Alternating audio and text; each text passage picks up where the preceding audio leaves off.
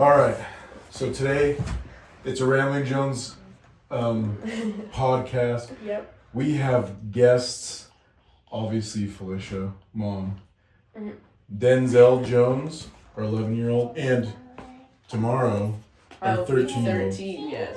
Jesse Jones. They both, they just both competed in the, what is it? Western Slope Rendezvous. Western Slope Rendezvous. Rendezvous. Speech and debate tournament. Rendezvous. Speech and debate Yeah. tournament 2026. It was, what was the final count? 300 to 350? Yeah, There was 440 events, which means the kids Yeah, but competed. how many for children? kids. The events doesn't. Around 300, I think. Yeah. Okay, 300 children, students, age, well, the lowest ones were probably 10, up through 18, came from around the state, some outside of the state, to compete in speech and debate competitions. And so we're just gonna debrief and digest. Denzel competed in the junior, so that's 11-year-olds and below. Jesse did 12-year-olds and above. So as a 12-year-old, he was going against kids that were ready to graduate. And 12 through 18, that's about it. Okay, so we'll start with you.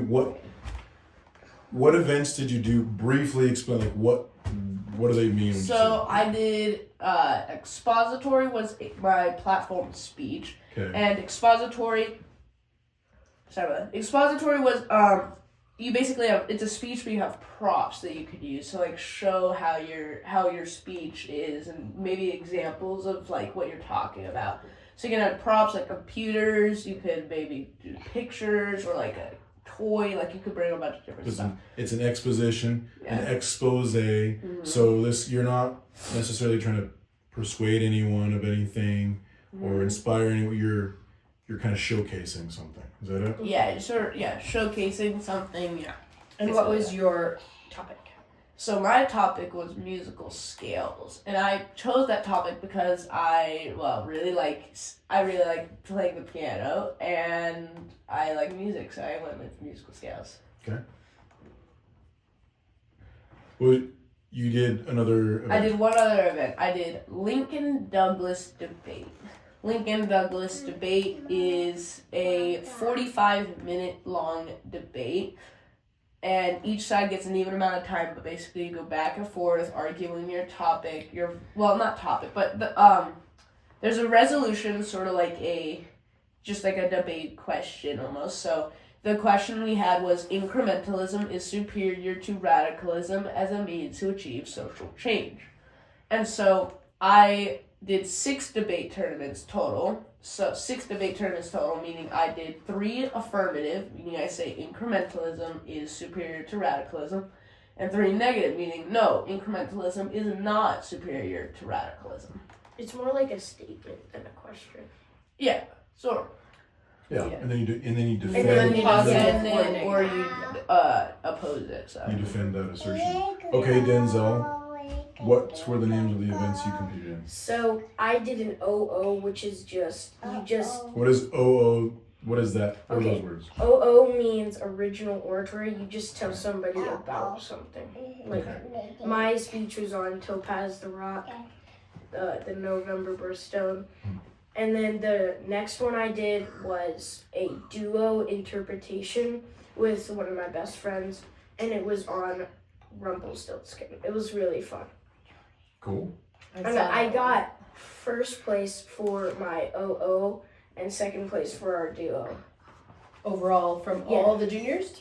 Yeah, there wasn't that many juniors, maybe like 15, but it was really fun. That's very cool. And what's your initial, it was a week ago today that the competition ended. What is your reaction to it? To what? The tournament overall. Was it fun? Was it terrible? Was it scary? It was so cool, but also really scary when I had to do my speech. But then the first time I did my speech, it was just like, oh, that's easy. And then I did the next time. But the overall tournament was super fun because I got to meet a lot of new people and play a bunch of different games that I didn't even know existed until that day. And yeah, it was really fun for Okay, my experience. nice. And you actually came away with a couple of awards? Yeah, I got a Chick-fil-A gift card and a little fidget toy. But as far as your performance in your competitions? Yeah, he mentioned that. How did I miss that? Yeah, he mentioned that he got first Oh, yeah. Yeah. in platform speeches. Original oratory. Yeah. Yeah, first one was one. Well, because all the platforms were together because there were so Yeah. few juniors. Yeah. The host is supposed to listen. What? All right, what was your response to or reaction to the tournament? It was a very fun event. It was a little scary the first day, like doing my very first debate at 8:30 in the morning. It was quite scary, but after that, I wasn't as nervous, and it like slowly died down. Then the rest of it was just sort of hanging out with friends, learning, and having fun. What, for you, Oh, that's mom. what was the difference in approach between giving a speech where you've basically got it memorized and you're just giving it, and the debate where you're having to interact with someone else? Could you please say that again? Well, so for you, like, what was the difference in how it felt to do one or the other? I honestly really like debate a lot more. Thinking on the spot, I find myself really good at that, and I really like having fun when I think on the spot, doing improvising and stuff like that. Nice. Maybe you should do impromptu next year. I'm definitely gonna try that. Next tournament, I think I might do impromptu, which basically you get 5 topics. You choose 3. You have 2 minutes to prepare. In that 2 minutes, you have to pick a topic, figure out an intro, maybe 2 to 3 points, and then a conclusion. And then you say a 5-minute long speech on all that I just mentioned. And then apologetics, I might also try. Basically, it's you're answering like Christian questions. So like, what does the Trinity mean? And so you get like the question, what does the Trinity mean? And so He's gonna have to go. yeah. And so you end up doing what does the Trinity mean? You have to answer that in like sort of the same way, like a 5 minutes. No, I think apologetics is 6 minutes, and if you go 15 seconds over time, you get a penalty. But Nice. And real quick, while Mom's doing that, I'm gonna move this camera. So you guys stay. I can change the framing all I want. I'm just gonna leave it on for this mommy. That was a crazy tournament. It was like from 7 o'clock to like 10 o'clock at night, and it was just non-stop 7 for 4 o'clock days. to around 8 o'clock, but we'd like stay a little longer to help clean up and stuff. Yeah. So then it would be like 9 o'clock you're leaving, and then you'd arrive. Well, at I remember 9:30. It was the first night. The it was first behind night a it little was bit. late by My- a lot, so we like I judged a parliamentary debate, and it started at 8:30. yeah. So it lasted pretty long the first night. Yeah.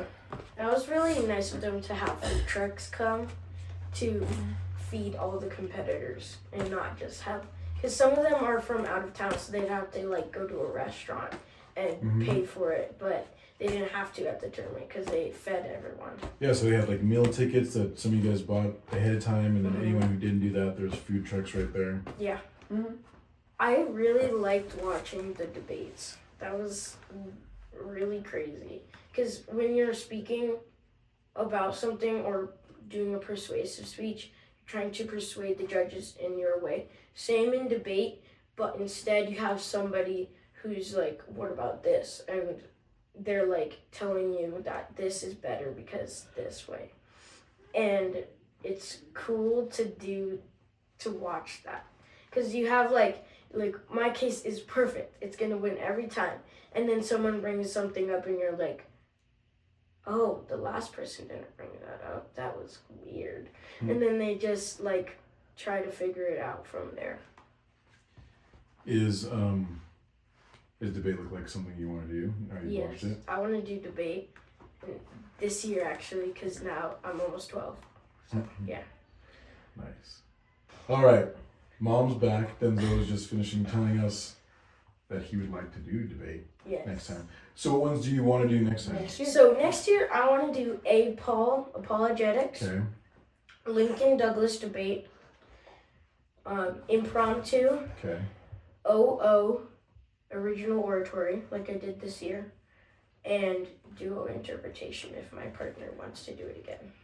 Very good. What about you?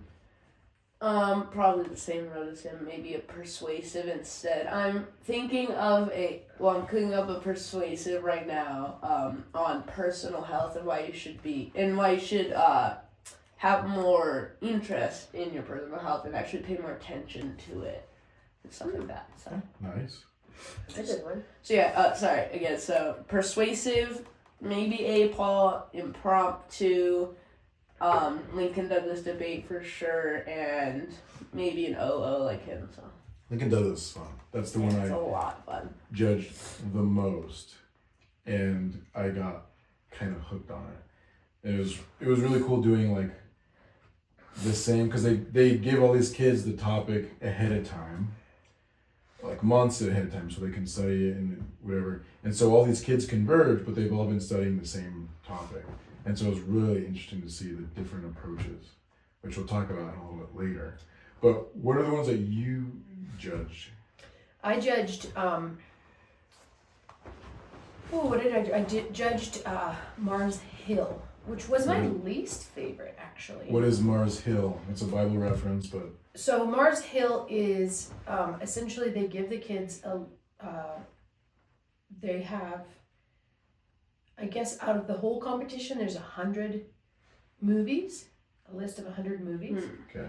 And then our room only had 7 competitors, and so we had 14 movies. They pick 3 when they come in. They pick 1 out of the 3, and then they have 4 minutes to make an impromptu speech on why the story of that movie relates to the Bible, and basically try to redirect that story into speaking of Christ and his redemption. So it's basically impromptu But like movies and then apologetics, like all mixed together. Because it's like impromptu, you have to pick out like a movie and you have to like do it right there on the spot for 4 minutes. You have to think of it. And then you have to tie that movie back into why it relates to God. Is that basically what you're saying? Or like Christianity. So talking about It was movies, I guess they said it was culturally relevant stories. Was really kind of the so overarching. how could that possibly be your least favorite one? It was late in the day. It was 7 o'clock at night, and I feel like the kids are really tired. And so it may have been, I would like to do it again next year. They did very well for what they were working with, but I felt like they were so tired because it was day 3. So they've been going for like 14 hours a day for 3 days, and then it was like 7 o'clock in the evening, and hey, let's do an impromptu on the movie Dune and make that talk about Christ's redemption. Like, Okay. that's tough. So just that flight was tough, but it's not like something inherent in that style. No, it was Okay. more just I felt compassion for these kids because they were so tired, but they did well. They did well. It was just like, I guess I just felt like emotionally drained. So I was like, I can't even imagine how off you guys must be. But they did well. The other thing I did was persuasive, which was very fascinating. They were really well done.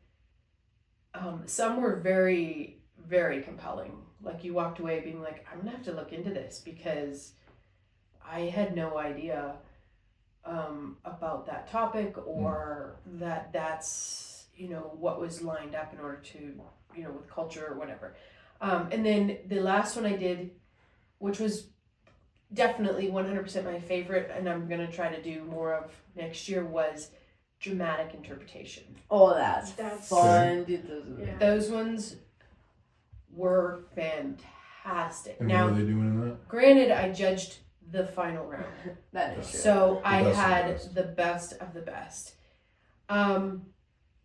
In that one, so there was one that was really good. about the life of Henrietta Lacks, or the Gila cell, which I'd heard of that story, but I didn't really, I'd heard of that phenomenon, but I didn't really. So Henrietta Lacks was a black woman who developed cervical cancer, ended up in John Hopkins Hospital, and it's a very crazy phenomenon, and I'd like to look into it more, but her physical cells do not die. They replicate. And so the doctors had never seen anything like that before. So she died of cancer, but the cells that they harvested from her body continued to replicate. They did not die. And so they have used those cells to culture a ton of different types of vaccines and treatments and biologics and stuff on those cells because they replicate. So they can mix something in with them, and then it replicates, and they take a portion out. It's like sourdough bread, but it's her human physical cells. It's the craziest phenomenon. They've never found another human who had that I know of, or that they know of, maybe, I guess. Yeah. And so they called it the Gila cell, which was the first 2 letters of her first name and the last 2 letters of her first 2 letters of her last name. And she didn't know, her family didn't know, nobody knew. The Gila cell is like a foundational cell for the pharmaceutical companies. So maybe 10 years ago, her family found out. And they actually sued John Hopkins because they said that her cells were taken without her consent, which was true. And I think it would have been in the 50s and 60s that this happened. And she did not know. She did not know any of this. The family had not been told. Nobody had been told. How odd. So anyway, that was a dramatic interpretation. Okay. And the girl that did it, she acted the doctors. She acted Henrietta. She acted Henrietta's husband. She acted her children. She acted the pastor on her funeral. I mean, she acted all these different characters while telling the story of her plight, which is fascinating. So there was another one. It was a soldier. One of the young boys he's probably an 18-year-old. He's on the higher end he was on the older end, and he did an enactment of the Pearl Harbor, and so he acted one of the soldiers that was trapped on a ship. He acted the captain of another ship. He acted out the lieutenant who defied orders. He acted out the Japanese general who was ordering the planes to fly over. So they impersonate every one of these characters, and they're switching from character to character to tell this story and actually have a coherent story while changing.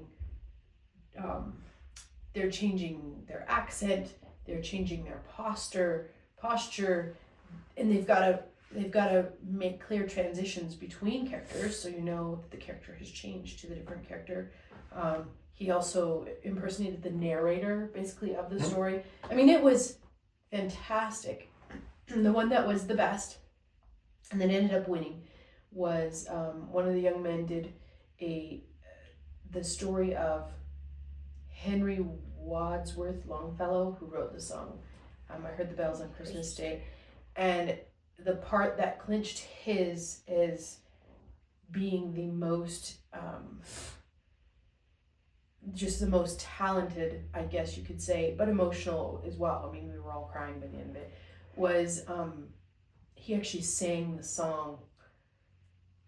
He sang a verse of the song, and then he would interpret the story and what had happened, and then he would sing the next verse, and then he would interpret more of, or explain more of what happened, and impersonate and act it out. And it was just beautiful. It was absolutely gorgeous. And so that was by far my favorite. I mean, it was so tight. There was another girl, and she did a story.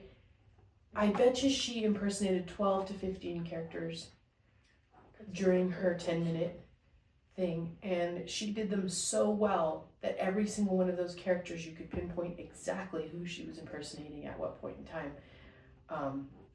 Were they using Fascinating. So No props. did these kids rely mostly on accents or physical positioning to differentiate themselves? Physical positioning and accents. So the one girl that did like the 12 to 14 different people, at one point she's impersonating a father and a daughter walking in the park. And so how she differentiated whether she was the father or the daughter is she's walking, so her feet are moving like she's walking, and her hand is down like she's holding her daughter's hand. Mm-hmm. And so when she's thinking the father's thought, her hand is down. And then when she's the daughter, she crouched and she put her hand up. Oh yeah. And then she is still walking, but then it was the daughter's thoughts. And so she switched between the two throughout, a 1 minute dialogue. And you could tell whether she was the father or the daughter, not just by the accent, Mhm. but also by the way she was dramatically acting it out. It was fantastic. So very clever. There's a huge diversity in there. Another one that was extremely well done and emotion. We got to the end of that one and all of us were just emotionally spent. There was the story of Sophie Scholl from the White Rose Resistance. Look up the story. There was an impersonation of the boy in the striped pajamas, which I'd never heard that. I've heard that title, but I didn't know the story. Did you And that get a was- chance to talk to some of these kids, or was there something in the prompt that they seem to like they're gravitating towards a lot of World War II type themes? Is that just a coincidence? I think it was just a coincidence. I don't know that it was actually, Interesting.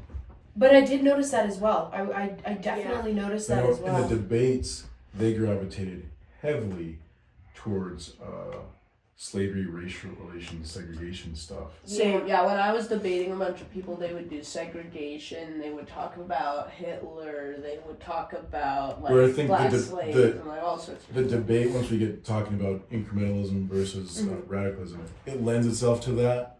It does. Really well, but- yeah. But I just wondered if there was. There wasn't. I mean, there was one was on. It was called Homeless, and it was about. I watched Did you watch that Yeah, one? I It was, that girl was so talented. She had the most characters of any of them. Yeah. And then there was one, and she did a brain surgery, and she actually enacted the surgeon. I think Glory watched that one with me. And what was fascinating about that one, so that one was a dramatic interpretation, but in that dramatic interpretation, she translated the providence of God through it, and it was fascinating. It was extremely well done. Yeah.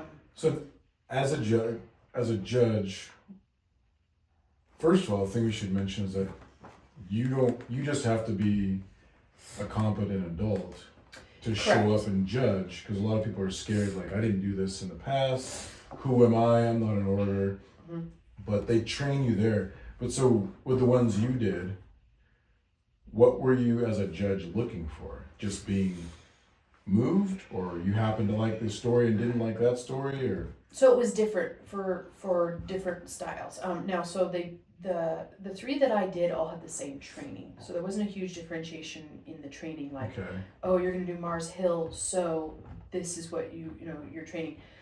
But on the ballots, they give you an idea, and they give you a sheet. Especially if you're the head judge, they'll give you a sheet, which the head judge is just the person who's basically controlling the timer and in charge of the room. And so you're making sure there's no heckling, which sounds really dumb, but there could be heckling. There's not supposed to be that. There are observers. And they're supposed to be quiet. I had some issues with my observers, which were my own children, the little ones. So that was awkward. But so you're kind of in charge of the room as a head judge, but that's not hard to do. But that paper kind of lists out, it says, these are the things you're looking for. So Mars Hill, you're looking for basically an explanation of the movie, because most of the movies I had not seen. So they need to give you a brief explanation of the movie. I believe they have 6 minutes for their presentation. So they have 4 minutes to prepare it, 6 minutes to actually have it. You're looking for they don't have to, but it's good if they have a biblical reference in Because there. that's what they're trying to do, right? That's- They're trying to tie it. Okay. Yeah, so they don't have to, because they don't have to use actual specific biblical verses. They just need to have a biblical reference. And then they should have a strong conclusion as to how this cultural story ties back or presents something that's already essentially provided in through the Okay. biblical story. Dramatic interpretation, it is emotional, but it's also, did they have a clear path? Could you understand what was going on? There was one spot where I couldn't tell if the character that was being referenced was the mother or wife or the child. So things like that where you're like, you're not differentiating what character this is well. So that would be a demerit type thing. You're also, a lot of them were super fast.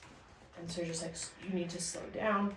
And so, because I remember them saying the burden is on the competitor. If you walk away confused about how does this tie in, or what was that about, or who is who, the burden's on the competitor, Yeah. not the judge to know. Maybe I don't know Dune, and I have no idea. So they have to explain Dune and then explain why it's connected to the Bible.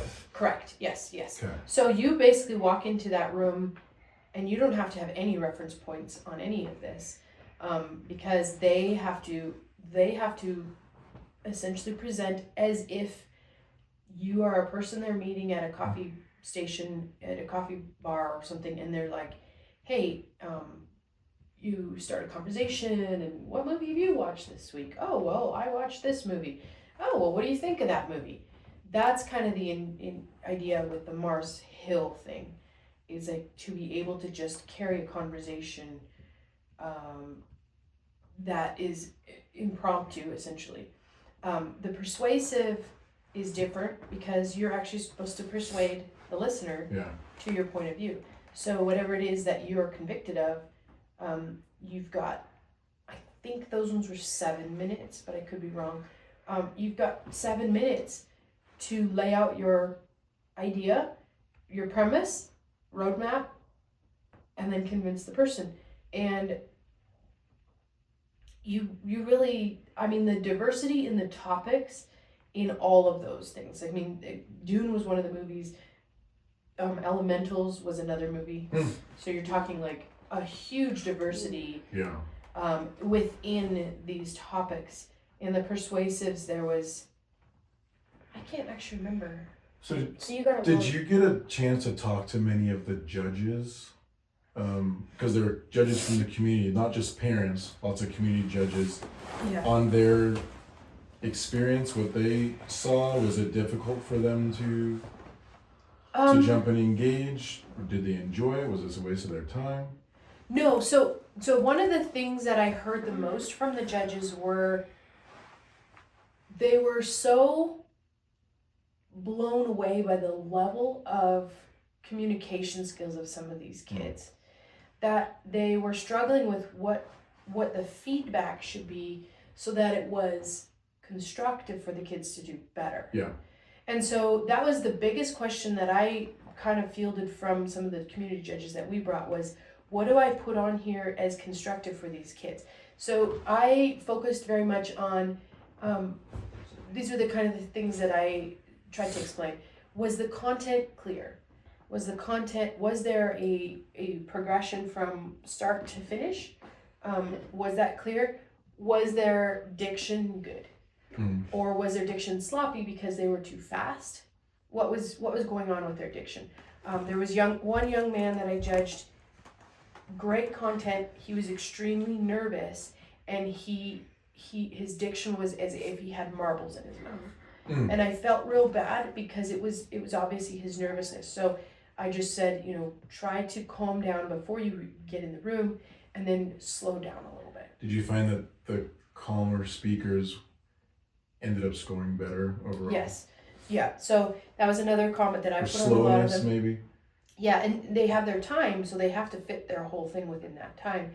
But in order to practice that calmness and not, so a lot of the girls were too fast, very, very, very rapid, which their diction was awesome, but they were so quick that it was hard to follow. I'm sounding hypercritical, and it wasn't, but I mean, that would be a criticism I would make, is try to slow down, maybe a little less content so you can slow it down so that it's more absorbable, if you will. Hypercritical. That's what I got on my first ballot, because my first speech, I was really nervous, and I just like talked super fast, and my speech was like 3 minutes or something. Yeah. But it was supposed to be like 8 minutes. What other kind of feedback did you get? So some of the feedback that I got was try to connect the stuff that I'm talking about together better. On my duo, I got speak more clearly on 2 of my ballots. I also got on my duo, I got act, like really try to act as that character better, like really try. And yeah, that's some of the feedback that I got. What's some good feedback that you got? So some of the good feedback that I got was for my original oratory. One of the ballots said this is a 9 talk level speech, and I was like not expecting that. His 9 talk is what is it? National.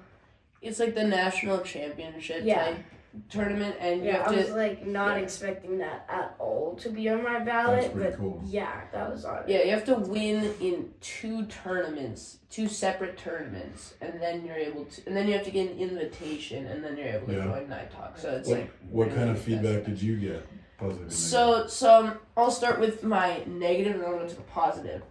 My negative feedback that I got was my props in expository weren't that good. They were just not that polished, and I definitely agreed with it. They weren't really that polished, and I definitely want to get more polished props. My second one was I need to tie the story back into me personally and what it means to me personally and stuff like that. So I needed that. Some positive that I got was that my content was really, really good, and that I had a good amount of content, not too much, not too little. And I was also told, like, every single one I've had, like, I had really good inflection. I had really good just like voice. So they liked your delivery. They really did like my delivery. That was I a had lot comment I made on a lot of them, was the cadence. So some of the kids were really good at the cadence of just keeping your attention by the content flowing with volume, but also with speed. And then there was some kids that just didn't.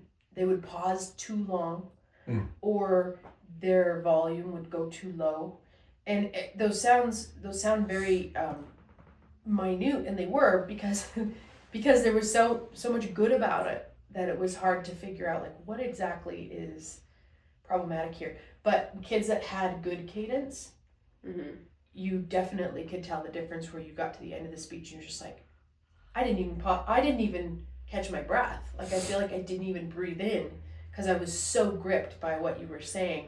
I didn't even have a minute where I was like, oh yeah, and so that was a big one, is cadence in your delivery, cadence and volume. That's what I was really happy about, was because, again, I kept getting told like I had really good facial, I had very good physical, and I had very good just like voice, just like inflection and talking and cadence. Yeah, some of the speeches, so the first 3 days was I had nothing to do, so I just watched a ton of speeches, and some persuasives, they're like facial expressions were not matching like what was happening.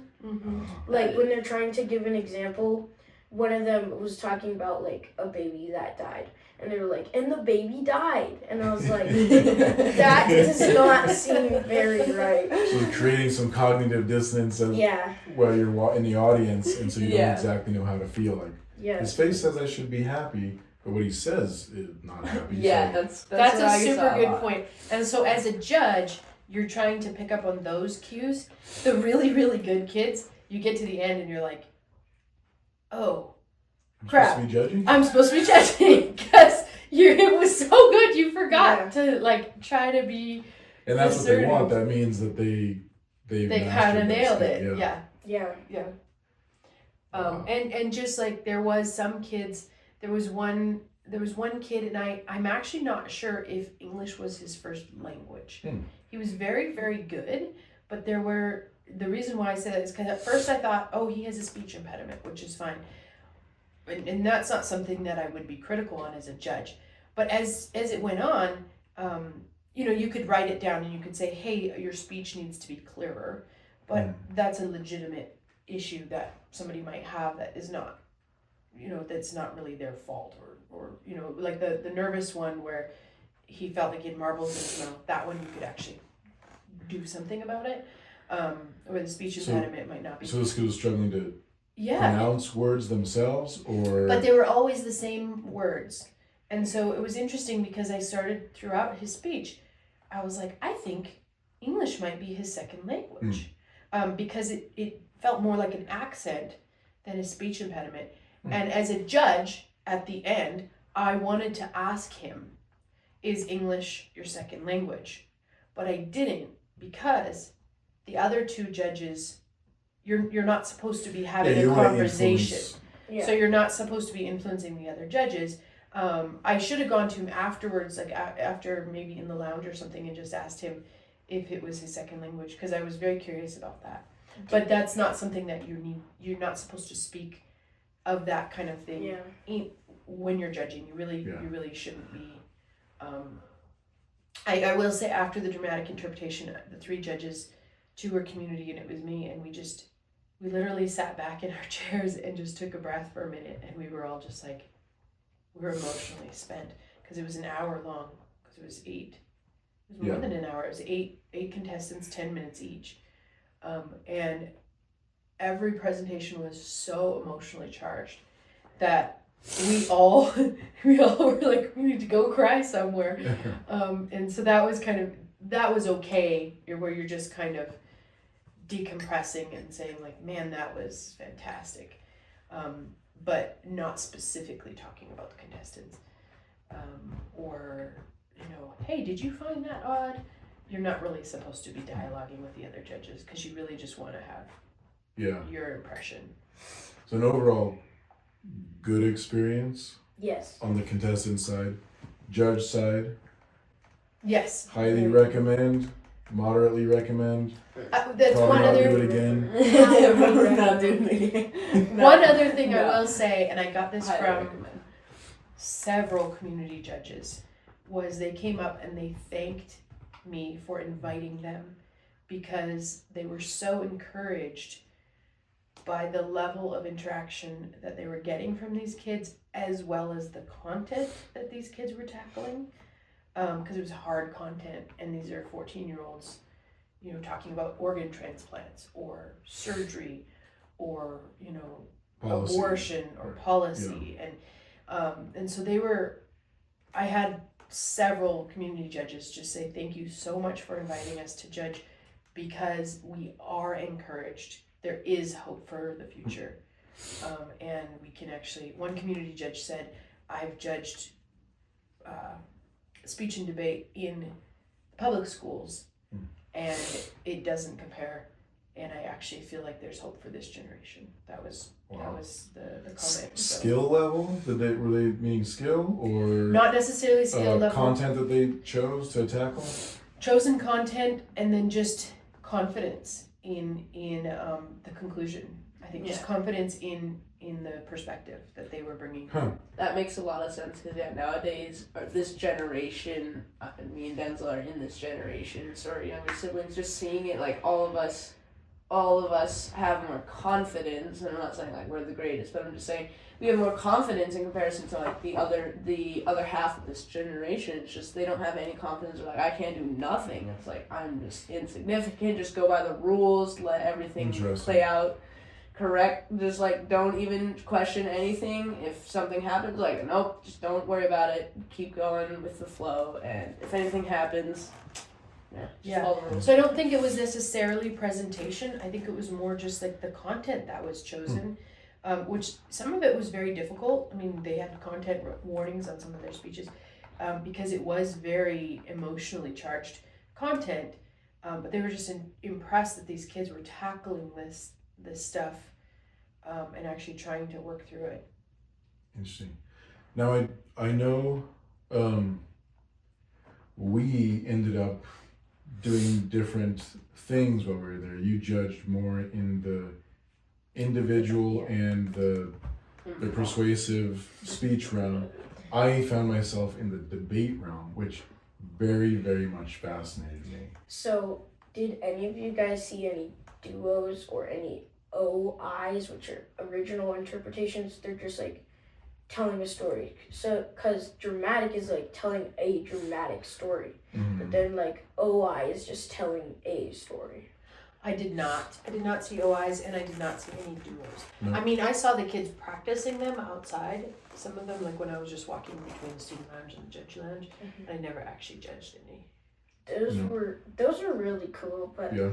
I think I only saw about 2 duos, and so one of them was really confusing. I wasn't even sure what was going on.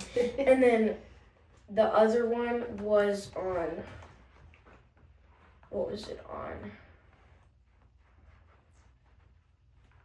I don't remember. I do know I saw, like, I did see a couple duos, like you were saying. I did see a couple. One of them that I was really impressed with was, I think it was just called, like, a grain of rice, or, yeah, just a grain of rice or something like that. And the whole story was this one guy, he loved the princess, and the princess loved him, and the emperor didn't really like him. He's like, he's just a peasant. You can't marry him. He's just a peasant. And so every time like this guy would come, his princess would like let him. It's like, oh, Ponlo's here. That was his name in the story. Ponlo's here. It's like, oh, I really like this guy. And then the emperor's like, no, you can't marry him. He's a peasant. You can't like him. He's a peasant. You can't do any of that. So then at some point, he was just like not allowed to come to the palace, and so the princess got like really, really upset, and she was just like really almost like sick, sort of like sick/upset. She was just like, I can't, I want Ponlo. And the emperor's like, I can't give you that. And so later on, the emperor puts out like a thing, if anybody heals my daughter, the princess, or whatever, if anybody heals her, well, you can have anything you want. I'll give you whatever you want. And so basically everybody comes with these potions and these different types of foods and all sorts, and nothing is healing her.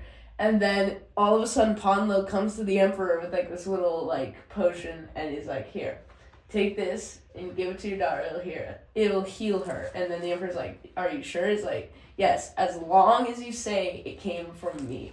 And so he ends up coming into the room, and the emperor is like into the room, and he's like, hi, sweetie. And she's like, she's like sick, whatever. And then he's like, here, I have something. This should help you. And she's like, oh, where'd it come from? And it's like, it came from Ponlo. And she's like, Ponlo! And she jumps out of bed, and it's like the first time she's had breakfast in like a month or something. She gets up, she's all happy and everything, and then the emperor's like, well, I healed her, what do you want? And he was like, well, I want to have the hand of your daughter. And he was like, well, I can't really give you that. Maybe there's something else you want. And it was like, fine, I'll take 1 grain of rice, but I want you to double it for the next 100 days. And so he gave him a grain of rice the first day. The next day he gave him 2, then 4, then 8, then 16, and so forth. And they got all the way up to like day 50. And it was just like a ton of rice. And his mathematicians were like, there's not even enough rice in the world to get to day 100. And they were like super stressed out. So at the end of it, the emperor's like, I will give you the hand of my daughter as long as you have no more rice. And he was like, okay. So they ended up getting married, and at the end, there was a feast. And as the emperor said, I don't want any rice, so Ponlo Cooked up some rice for the No, feast. he did not. He did not bring any rice.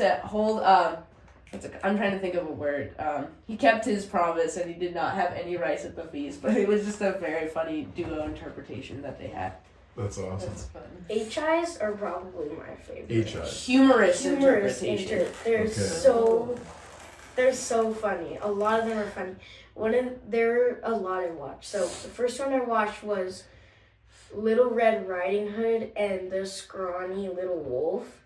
And Little Red Riding Hood was like this 4-year-old girl who's like really angry and wanted her story to be correct. And then there was, I think her name was Lou, and she was like talking to her. And at the end of Little Red Riding Hood, the wolf gets chopped up, and the wolf is like, and then Little Red Riding Hood is like, and then we all live happily ever after. And then the wolf says, but I don't. And then and then she's like, what's my story? And Lou has an axe, so Little Red Riding Hood wants to like get Lou to chop up the wolf, but then she doesn't. And at the end, they go to Little Red Riding Hood's grandma and give her some soup to heal her instead of like little cakes. And Little Red Riding Hood's grandma is like hiding from Little Red Riding Hood because she doesn't want to eat any more cake, so she'd just get more sick. That's funny. That's funny. So you were saying something about the debate. Oh, well, I did the debates and that they really interested me. And I know you got to see at least the finals parliamentary debate. I don't know if you saw any Lincoln Douglas debates. I judged the Lincoln Douglas debate the first day I was there. Okay, and you were in a Lincoln Douglas debate. You did that 6 I did 6 times, yeah. I judged, I think, 10 of them or 11 of them. Yeah. And I just found it fascinating seeing it over and over again, seeing different ages.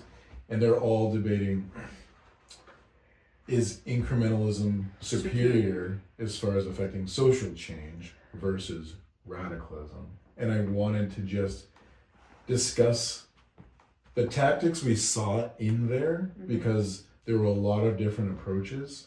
Some of them I thought were based on the actual, actual approaches, and some were just like debate tactics you could use maybe in anything. And then also just talking about like, what do we actually think of those? One of the weirdest definitions that they have, because they say like incrementalism is superior to radicalism as a means to achieve social change. And they're like, let's define radicalism. Radicalism is the belief that there should be a change in society. And you thought that definition was weird? Yeah, that didn't make sense to me. So what you're trying to say is the belief that there should be a change, or a belief that there should be a change quickly or instantly.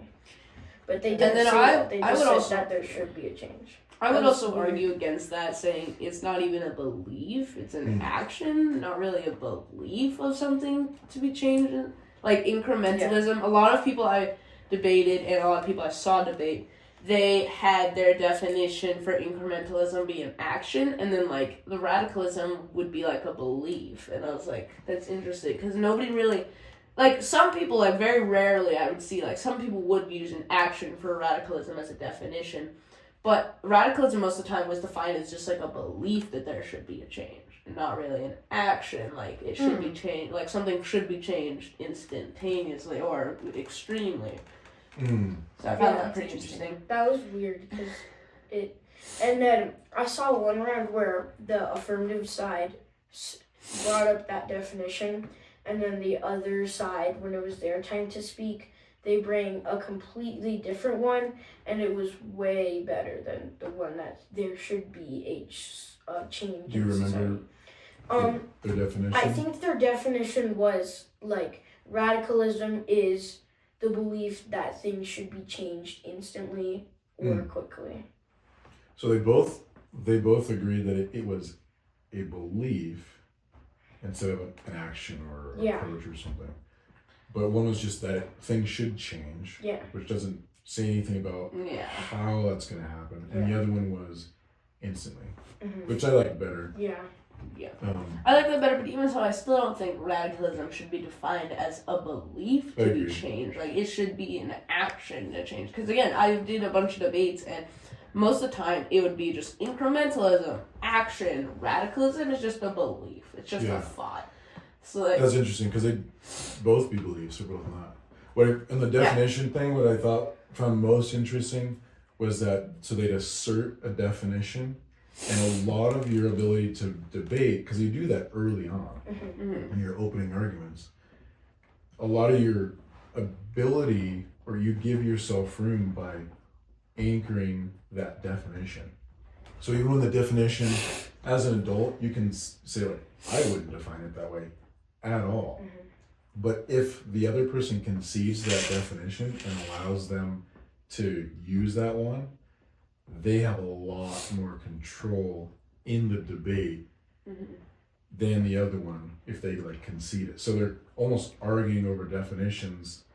They're arguing over definitions, but then they're arguing over values, and then if their value is very similar, then they're arguing on which side achieves that value better. So it's sort of complicated, but the definitions, they back up the values, and they back up how you should be basically looking at the radical. Should we be looking at radicalism as a belief or not a belief? Should we be looking at incrementalism as a belief or not a belief, or this way or that way? And then, sorry, go ahead. One of the things that I thought was weird with definitions was only one of the debates I watched defined social change. And I was like, that's like a crucial part in the resolution, and no one did it except for one person. And the definition was social change. What is social change? It's in the tip of my tongue. Social change, like changing the structure of society or something like that. Social change is the alteration of the mechanisms within the social structure. That's like around what my definition was. So yeah, same. That was what it was. But I only watched one debate that actually defined social change. That's interesting. I agree that they tended towards they took for granted the definition of social change and honed in on incrementalism and radicalism. But you're right. What is social change? The ones that did well, there's usually the ones on the radical side, was they would implant in their definition of social change that part of the definition had to be moral. So the ones that did well on the incremental side, they would leave it open to a broad definition of social change, as in it's just a change in society, whether it's for the worse or for the better. And the ones that did well on the radicalism side would say, no, we're going to discount any social change that's for the worse and only allow for social change that's for the better, which then framed their entire way of argumentation, and the incrementalists had a tough time coming back from that if they would allow that.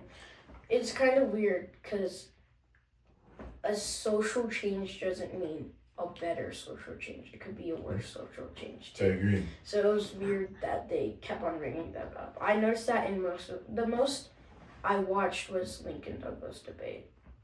Yeah. That's the thing, like my debate, when I was on the negative side, I would debate it morally. And I wouldn't necessarily like change the definition that we should be doing. Like moral change is the only thing that should be counted. But I basically explained in my debate round is basically like, incrementalism may be superior at bringing in ends, but radicalism is superior at bringing in ends and causing a better end, a superior end.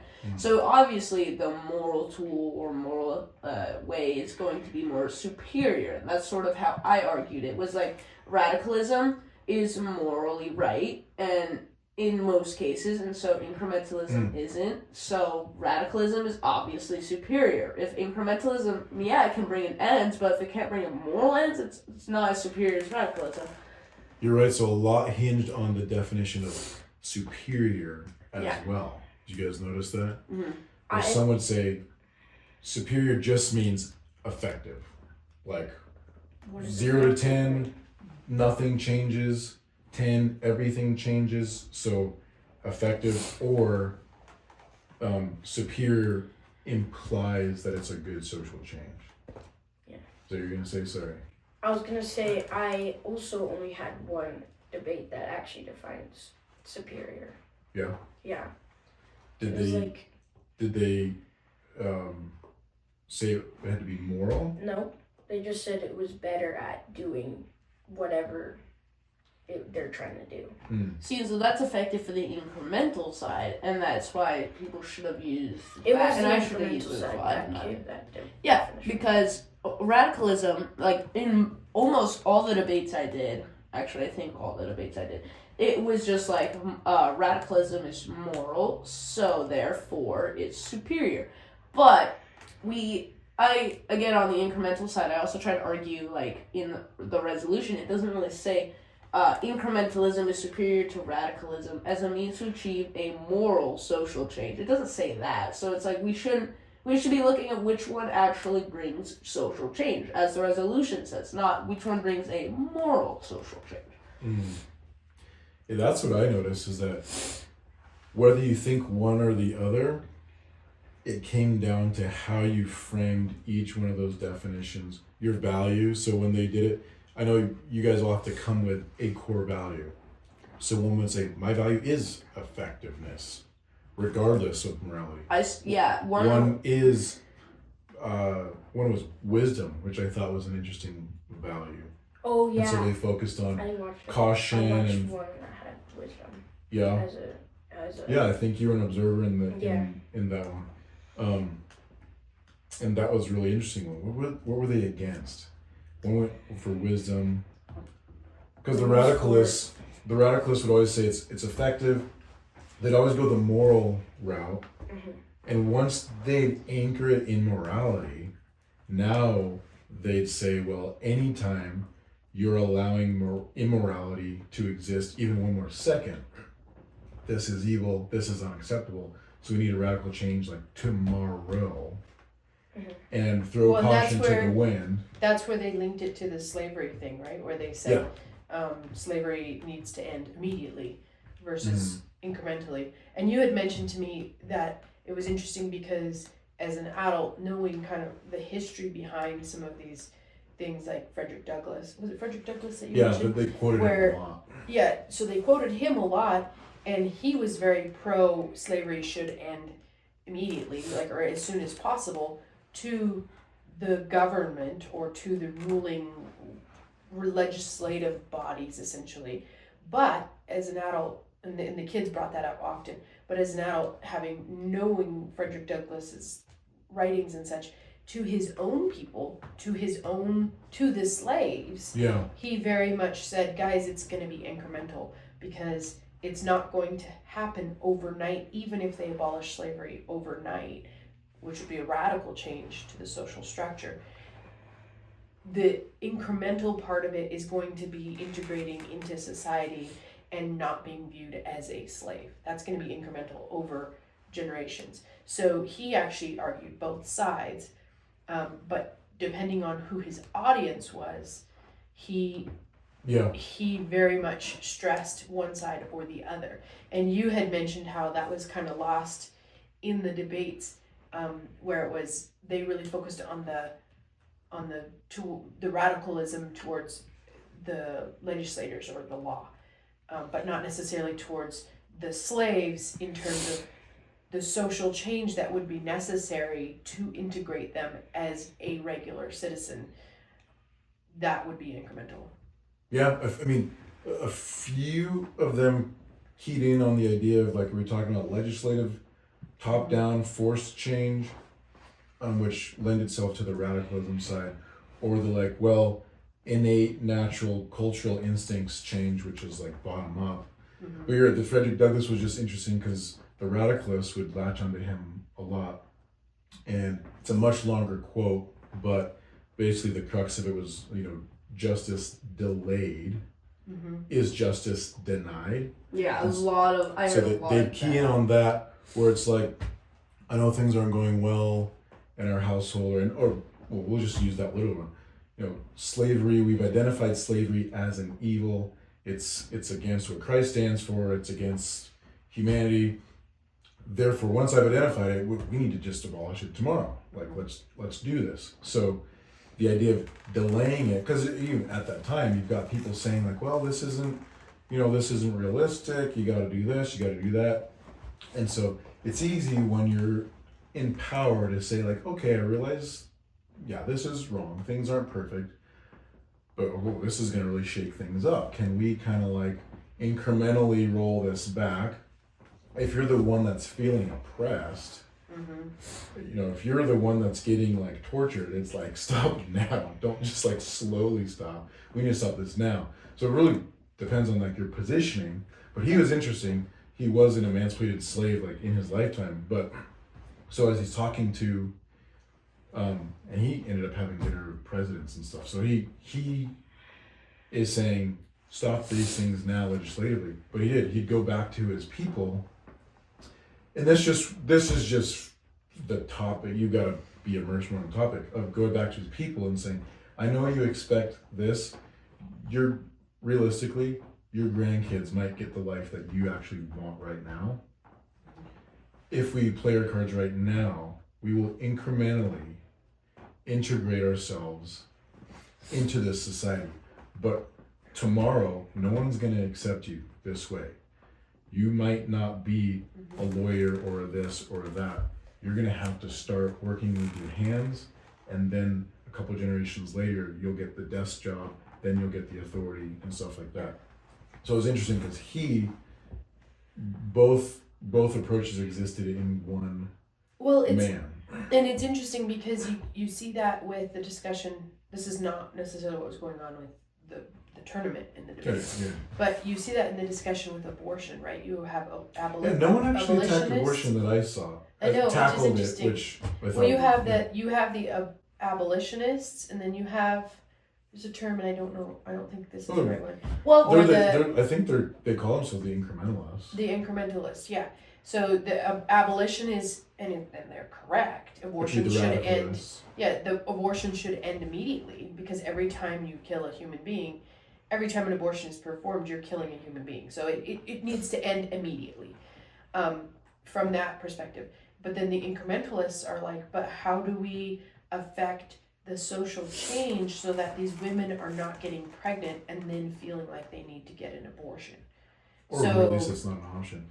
I would say one reason why most people don't tackle abortion in the debate rounds is because a lot of people already have like thoughts on it, and people can get really offended if you say it one way, like we should do it incrementally, and it's like, no, we should get rid of it now. It's evil. Why would you even do that? Makes sense. So that's why it's during the speech club they're always just I wanted to do abortion and I would have done it, but they were all like, you should be careful with it. I was like, I won't try it this tournament, but I might try it another time if something pops up. But basically they're like, be careful with it though, because people have thoughts about it and they can get really offended at it if that happens. Right, and so that's what a lot of people were saying. Attacked or tackled modern.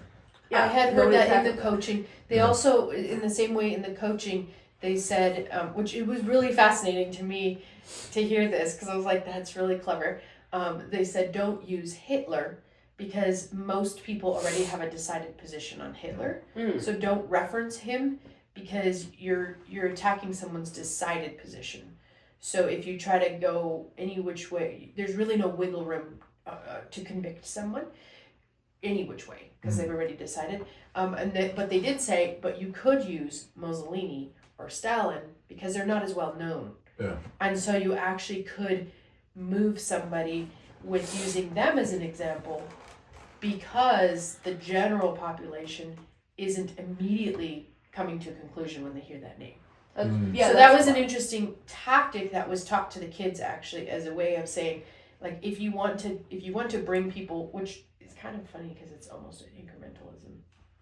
It's almost in defense of the incrementalism, right? Yeah. And so they said, yeah, you may shut down the conversation in the mind of the person listening if you use something that they've already had decided position on. Yeah, That's 'cause then almost like slogan worthy, so that they're not even have to think about it. Which, yeah, I heard no one mention, Mussolini or Stalin at all. I don't know if I heard Hitler, but I heard I did hear Hitler in one. Nazi Germany reference. Yeah, I heard Hitler. Hitler was in my very first debate round. Hitler was mentioned on the radicalist side. Yeah, you're right. And again, right? So, I mean, I'd argue, just knowing history, Hitler, for better or for worse, affected social change like we're still talking about him. We still argue right now some of his assertions and how wrong they were, or were they all that wrong, or whatever. But so he affected social change, like no questions There's asked. no question. But what was interesting, because I observed that round, because I can't judge him, Right. because that would create a conflict of interest. But I got to observe that round, and it was interesting because she brought up Hitler. Yeah, my opponent. And how bad he was and everything, but he used incrementalism. He used incrementalism, How she which argued it. negated his effectiveness because it was immoral. Therefore, whatever changes he made don't count because they were immoral. So how she argued it that way, but she also argued it in the same sense. She said he used incrementalism to trick people into joining him because nobody knew what he was gonna do next. Because I he thought that was moving pretty slowly. That was pretty strong, as far as you That's use very incrementalism, because if you just on the face of it said, "Hey, we're gonna change this," no one's gonna go for it. Yeah. So you gotta slowly. No one used frog in boiling water. It's that But- book Nudge, remember? Do you remember Yeah. that one?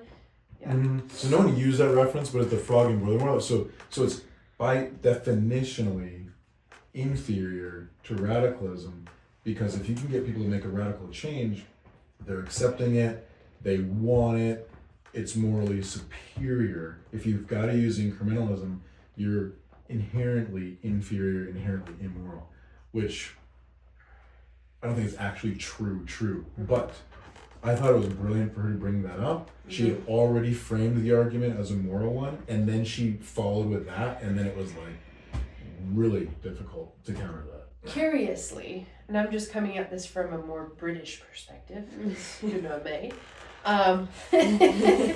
Did anyone bring up the contrast between the abolition of slavery in the United States, Yeah. which was William Wilberforce was referenced a lot. Yes, that happened in my Interesting, debates And as well. he Yeah. was an incrementalist? in an incrementalist fashion, Mhm. and they brought up in obviously the U.S. radical. I'm trying to think, like what they were pro.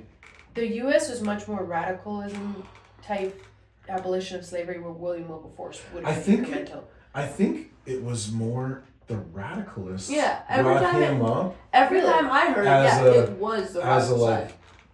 Look at the bridge. They did this like too slowly, and the Americans we fought a bloody war about it, and then that ended it. And of course, the incrementalists would counter with like, well, the stronger ones would say, did it really end it? Because we dealt with, I think one of the ones that I ultimately, it was in the cross-ex. The cross-ex to me is like where these were like won and lost. 'Cause Cross-examination. Everyone's got their argument, but once they're going back and forth. But so, What is cross-examination? yeah, cross-examination, is just, you give your argument, you've got like 7 minutes, the initial one, then you say, okay, I stand for three minutes of crossing, and they always do this.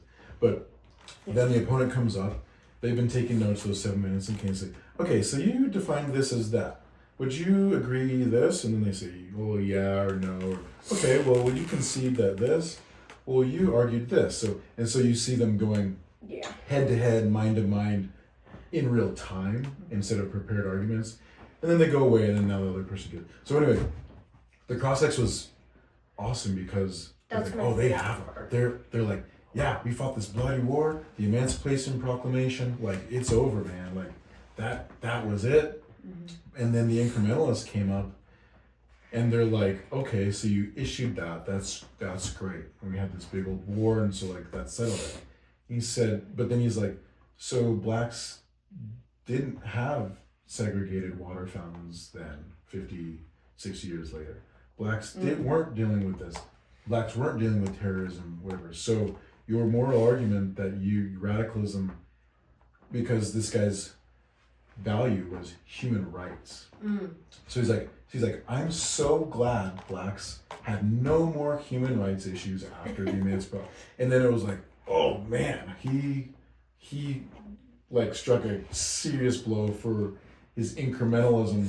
The way we accomplished this, we had a war, we had this, we had legislation, we had walkouts, and then we get to today, and it was like, oh man, he won on the cross examination with that. But if he hadn't brought that up, the radicalists would have won the day, because he's like, yeah, we did it. We signed the thing and it was over. Yeah. So yeah. I think it's fascinating, and I think what makes me the most excited is just even talking this through. I think this is where when you hear that quote where people say, don't just learn things, learn how to learn things. And I feel like doing these kind of debates and such, it really does expose that there's often two sides of the coin. And so radicalism is good in some cases, and incrementalism is also good in some cases. Like Frederick Douglass, he argued both. I think that it's just what I got from the tournament that was so exciting was just opening up so many different ideas with regards to the diversity between the persuasives. I mean, because you could have persuasives on your health versus slavery versus not slavery versus, I mean, you could have any idea out there, and you're persuading somebody about this. And then you could, you had dramatic interps, which were about one little girl, younger girl, she did Where the Red Fern Grows. So you had such a broad spectrum of topics and representations of those topics. From debates where you've got teams debating against each other's, individuals debating against each other's, to original oratory, to persuasion, to expository, to Mars Hill. That, I guess what I'm trying to say is that is what the STOA, was the organization that is the umbrella organization. And STOA means, it's not an acronym. It's not an acronym. It basically means the steps. It's a Greek word, from what I understand. It's a Greek word for the steps of the building where they would sit in the It's like in the Bible when they say they sit in the gate. Yeah, that's what I was going to say. It's like the reference to sitting in the gate discussing ideas or judging the people. It was just so fascinating and encouraging, and I think that's what a lot of the community judges saw, is that, hey, we're still having these discussions across so many different topics and ideas. It's not just like let's sit down and memorize Bible verses. Exactly. That's what's really nice about this, is because instead of just memorizing what is 10 times 10? Well, it equals 100. And it's just like, well, then what's 10 times 10? Well, it equals 100. Okay, so why does it equal 100? Because it does. It's like, well, no, you have to actually figure out, why does it equal 100? You're like, well, no, it just does equal 100. It's the algebra of ideas, maybe. That's a way of putting it. Yeah, that's... And that's what I loved about the debate, is because you can learn, you can learn your textbook, okay, Hitler bad, great. Or slavery bad, great. Isn't it great that we fixed it with the Emancipation Proclamation? But now, whatever perspective you have on that from your textbook, you have to defend why that's right to someone else. And you're seeing that there are more ways to look at these things.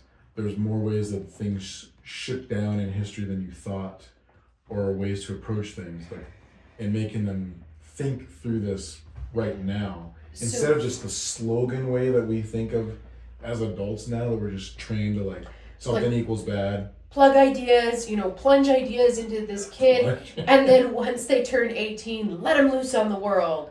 And it's like, yeah, but you didn't.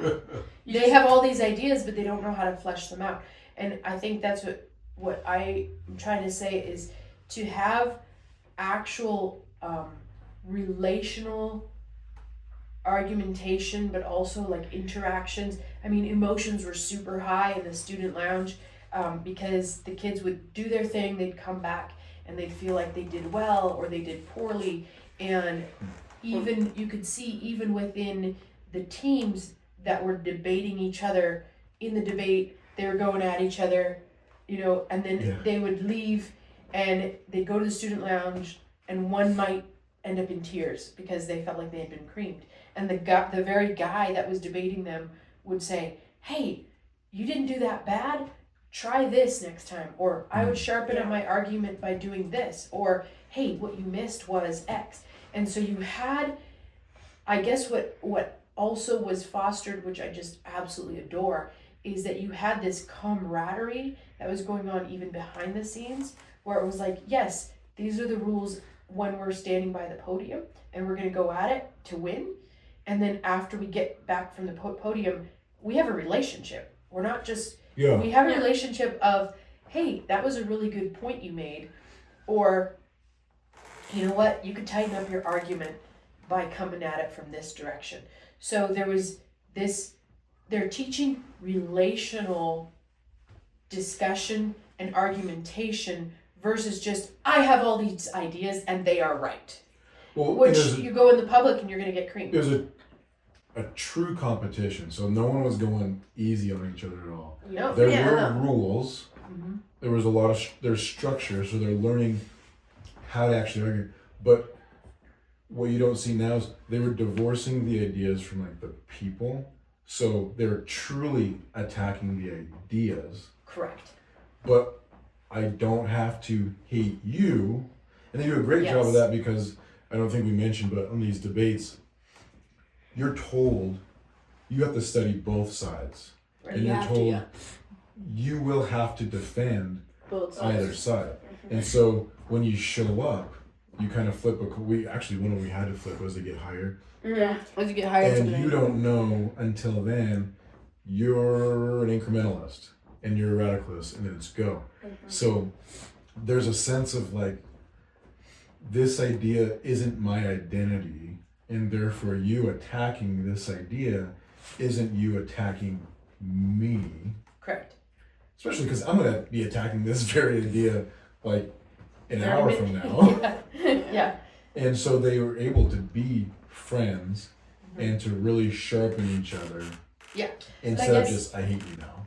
Yeah, and I guess that's the part that I found to be the most fantastic was in the platform speeches and in all of that, they had the liberty to pick whatever they were interested in. You did musical scales, you did topaz, so geology versus the arts, maybe, and so you could pick your direction essentially as this is something I'm interested in, and this is kind of my angle. But then you also paired that with the debates, so you've got ideas that you're actually wrestling.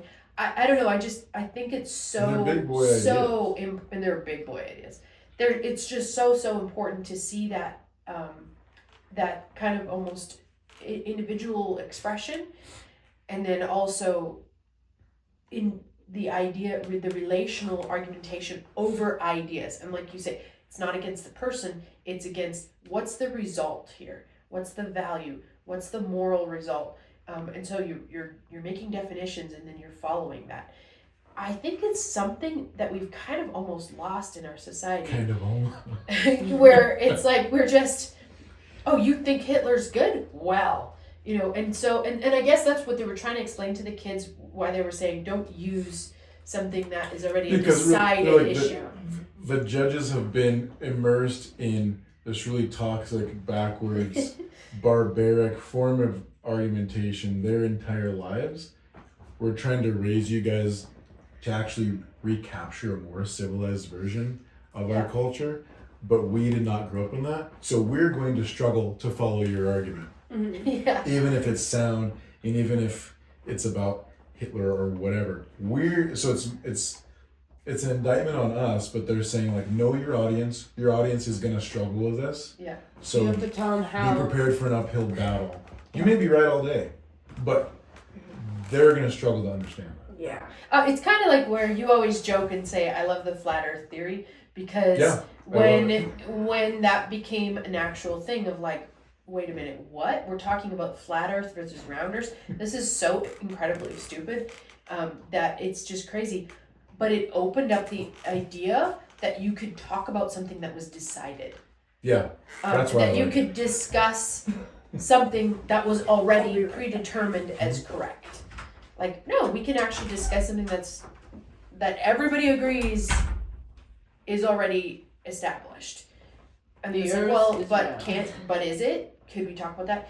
And so I feel like that's a little bit of part of it, is just let's discuss any and everything with our peers or those that are even above us, well, always using the Bible as a foundation, because that's another part that was very, very cool, is that the Bible is the absolute foundation. They're all standing on the Bible. And so you've got this foundational document that you do not deviate from, but you can stand on the Bible and discuss anything, really. Yeah.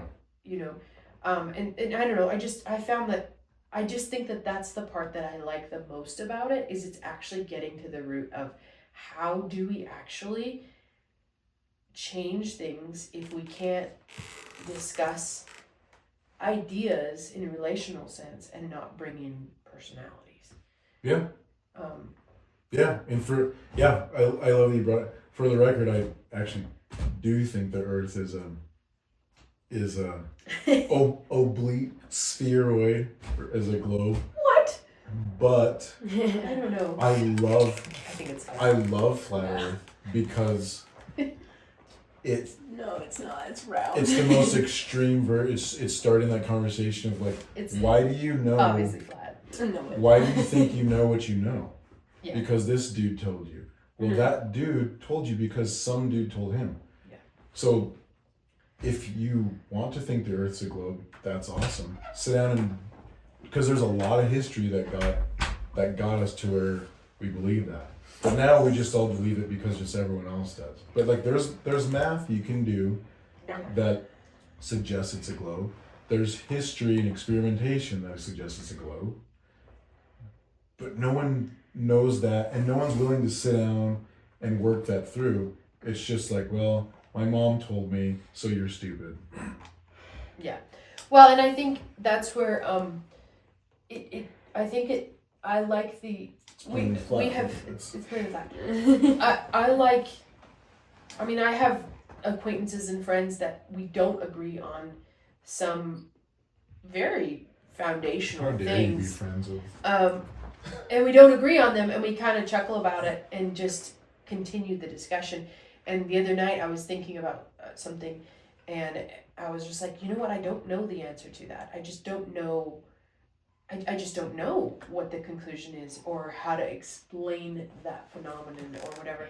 And I was kind of irritated for a minute because I was like, well, you can't really convince somebody, you know, of something if you don't really know what the result is or how to explain it. But I do think that there's a certain amount of rest that we can take in, just like a father might say, hey, you know, don't go past that property line, and the child's like, why not? I don't see any danger on the other side. I don't know why my dad would tell me that, but they have trust in their father and in his representation and authority that there's something beyond that line that he's not going to explain to me, that he's not going to go into detail of, but he's going to just say, that's a boundary I don't want you to cross, and you can rest in that. And I feel like that happens a lot in some of our theological discussions where you're just like, well, but, you know, my question is, can God create a rock that's too heavy for him to carry? You know, these things are just like, I don't have an answer for that, but I do have rest in the fact that God is our Father, and if he says, don't cross that boundary, then it's okay to trust that and not have a because. Because you might not be able to tell your child what the danger on the other side of that boundary is, because it's an adult danger that you don't want to have a discussion with them about because of their age. So I do think that God has that in a sense where he is infinite in knowledge and we are not. And so he might say there's boundaries of certain theological things that you might not understand, and that's okay. Yeah. Right? Yeah. And the atheists kind of attack that as like, well, if you don't know the answer to that, then obviously, God's hiding something from you. It's like, no, he's not. I'm not mature enough or knowledgeable enough or infinite enough to actually understand what the answer is, right? Yeah, well, I mean, that's interesting, because we kind of started out making the case for like epistemology, like how do we know what we know? Right. But then now you're kind of arguing for the fact that there are some foundational things where at least my practice of epistemology or yours can't dig any deeper, and so you have to stand on those. And it's like the radical or incremental, they both actually kind of need and work together. Yeah. To live the like slogan life that we have now, we're just standing on the fallacy of like the authority of like a Facebook meme or some dude on TV. So we have to in some way have a firm understanding of how we think we know, but we do have to find what are you standing, because you're standing on something. Right. So yeah, we stand on Scripture in the Bible as the foundation, and then you can build and you can see the layers from there. Right. But just identifying what are you standing on, network news? Yeah. Like, is that worthy of you standing on it? Yeah. And just think about that. Like, how long has it been around? Is it has been studies that suggest that it's right 90% of the time, 75% of the time. Has it stood the test of time across multiple generations and multiple cultures? And the more you found something to stand on that has, the better footing you have. Right now we stand on really like Facebook memes and like YouTube shorts. Well, and I think again, like taking it back to the radicalism versus incrementalism. So our foundational premise is that Scripture is the inerrant word of God, and therefore we trust it. Right? That's our foundational premise. But there are so many things that different discussions come in, like, well, what about the providence of God? Well, what about Beta communion versus or Paedo baptism versus Credo baptism? So there's all these different things that come into play, and you can discuss all these different things. What's interesting to me, and maybe this doesn't connect as well as it does in my head, but you can have a professional person who just studies one thing. Like, let's say it's a scientist, a scientist, and he specializes in the human cell, and so all he does is he studies the human cell, and he can take scientific discoveries very far, very, very specifically on the human cell. And then if you look through history, there's also guys who are not a specialist who might be like jack of all trades, master of one kind of guy. So he's more of a generalist, and he knows a lot of different things, and he might make a discovery because he's using his knowledge in woodworking and he's applying it to scientific cellular structure or something like that. And so he might come up with a discovery that the guy who's just studying the cell won't come up with because he doesn't have that exterior knowledge. My point is, the one would be kind of like the radicalist, where he's just studying one what's the word that they call it? One I don't know, topic, idea, specific. Stop it, yeah. Field. And then the other guy is studying multiple fields, and so he can bring all those multiple fields to bear on each one, right? Mm-hmm. Is the scientist who's studying the specific discipline. That's the word I was looking for. He's studying the specific discipline. Is he an idiot? No. He's just going to have a very specific view and knowledge. Is the guy who's studying many disciplines, is he an idiot? Because he's not actually just studying one? No, because he's going to take all of them and have them bear on each other. So what I'm trying to say is, I feel like if we can get that understanding that it's both and in a lot of ways, then we don't have to have an answer on everything, because we can have the reality that, yeah, I don't know everything about the human cell because I'm not a specialist in that discipline, but I do have knowledge of quite a few things, and you might not. And so if we can work with each other through discussion, through relational idea discussion, through relational arguments, we actually will all grow together. Yeah, and we have to emphasize that they need each other, because one of my criticisms of specialization, and it's not of specialization itself, but our view of it and our culture, is that if you don't know everything about a topic, then you know nothing about the topic. And so if you're not a specialist in the human cell, you know nothing and are not ever allowed to even consider speaking about human cells. Correct. Which is a total fallacy. What you made me think of is, I was really surprised that no one brought up, and again, I get that post-millennialism is growing, but it's still a minority view. But I always tend to say God is an incrementalist because of the way I agree. he makes things. But you don't need post-millennial. So the post-millennial idea would be Christ finished his work 2,000 plus years ago now, and that kingdom continues to grow. And we can see, and we have tons of evidence for this as Christianity has grown. The world becomes more and more. But God is also a radicalist. But he's also a radicalist because. And it was finished. Yeah, it was finished in that moment. And he said, well, God, how God created the earth. I mean, he spoke it, and then it just happened. Yeah. It's described as happening in the better part of a week. So it's quite radical to go from nothing to an entire universe. Yeah. So you're like, well, God's plainly radicalist because miracles and this and that. But you're like, but God's tendency, the reason miracles stand out is his tendency is to put a seed in the ground, and you think it's dead for like a month, and then you see parts of it, and you see parts of it, and you see parts of it, and then it's an oak tree in 30 years. So 300 years later, you have a redwood. Yeah, so I'm like, he's an incrementalist. Yeah. Or not. But no one really went that approach, which is fine. Also, come.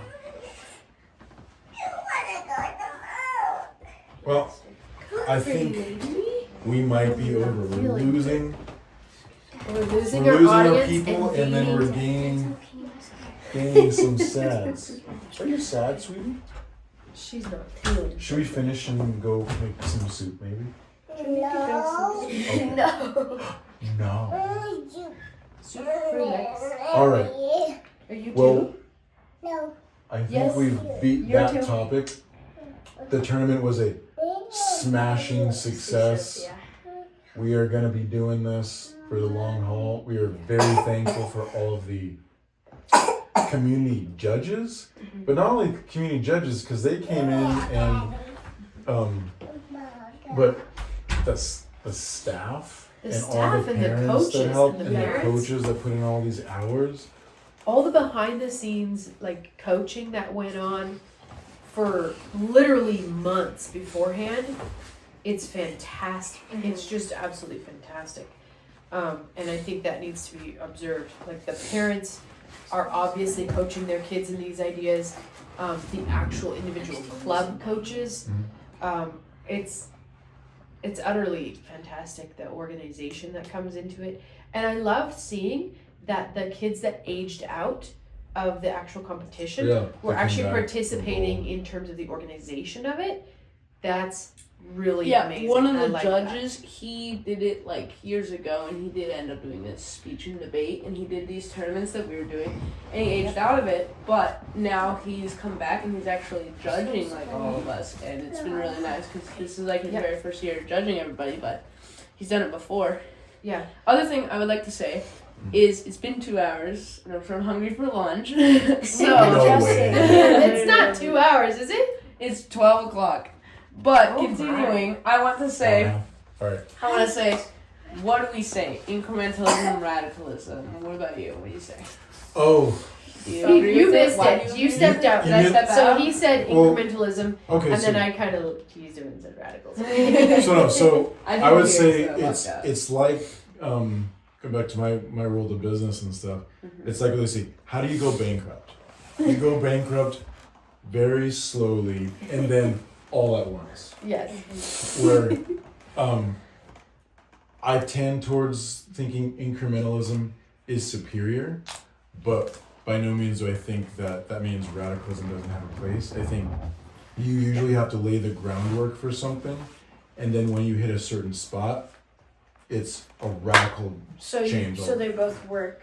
They both work in concert, but I think incrementalism is superior for laying a groundwork, and then radicalism finishes it off once you get to a certain point quicker than you thought. Yeah. Well, you It's can kinda even cop-out, you can really. see it in a lot of biblical stories. I often think of the children of Israel, where they left Egypt, which was radical, and it happened, over the course of one night. And they left. I mean, there was all the plagues and all that stuff, but There's all the incremental stuff leading up to it. But then it was like, Please proceed. see, so then they left, but then they couldn't enter the land for 40 years because God was like, you guys don't get it. Like, generationally, you don't get it. I can't work with you. Because they just were like, we would like to go back to Egypt. Can we please go back to Egypt? And they kept looking back without wanting to just go forward. And so there was incrementalism in the sense that God was like, this whole generation has to die because they don't get it. So that whole generation, it took 40 years for that whole generation to die. And then it was like, bam, they crossed the Jordan and they were in the promised land. So it radically, there was radicalism again. So it's almost like you where all of a sudden they're in the promised land. They took over the promised land. They set up the temple the next day, and they had. No, then it took judges. years and years and years and years and years, and then they wanted a king and all these things. And so there's incrementalism and radicalism. There's radical change, and then there's incremental change, and then there's radical change, and then there's incremental change. So it's like what you just said. Sometimes God works with both, but the incrementalism, because He works with both, we will see incrementalism more because it takes longer. So you might live your entire life Or when only we see radical, we won't notice the incremental changes, and then we'll just see, oh, we got a revolution. We got this. Correct. Yeah. So it really kind of depends on where you are in the timeline. Yeah. Yeah. Whether you see incrementalism or radicalism. What do you think, Denzel? I think sometimes incrementalism is good and better than radicalism. It kind of depends on what you're trying to do. And then sometimes radicalism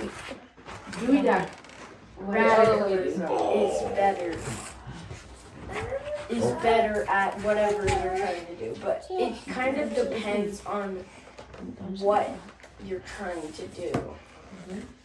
All right. And I would finally say I agree with incrementalism due to the fact that it sets up the ability to even have radicalism. So incrementalism I find to be better. It sets up radicalism to become effective. Oh. That's what I would say. Twist. All right. Plot twist. I like I that. think we need to go make lunch. I think we need to be radical and be done. And be done. All right. Thanks, guys. Yep. Ready, bread. Thank you. I told you it's been 2 hours. It's 12:30 right now, I believe. No, 12:15.